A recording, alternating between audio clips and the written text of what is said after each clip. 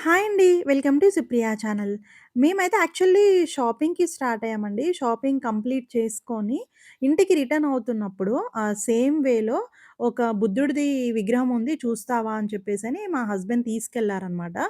And ఇది ఎక్కడ ఉందో మీకు తెలిస్తే కామెంట్ చేయండి. నచ్చితే లైక్ చేయండి, షేర్ చేయండి, సబ్స్క్రైబ్ చేయండి.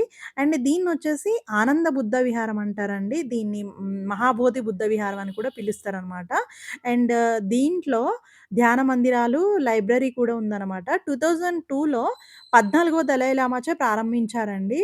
అండ్ ఆహ్, ఇందులో బుద్ధుని ఆలయం, ధ్యాన మందిరాలు, గ్రంథాలయం అండ్ సాంస్కృతిక ప్రదేశాలు కూడా ఉన్నాయండి.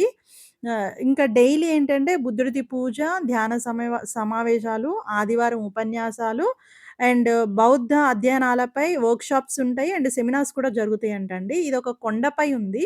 అండ్ దీని టైమింగ్స్ వచ్చేసి మార్నింగ్ 6-11 అండి. 11 వరకు ఉంటుంది. అండ్ ఈవినింగ్ వచ్చేసి 4-8 ఆర్ 9 వరకు ఉంటుందనమాట. అండ్ చాలా పీస్‌ఫుల్‌గా ఉందండి. చాలా బావుంది. నాకైతే నచ్చింది ఈ ప్లేసు.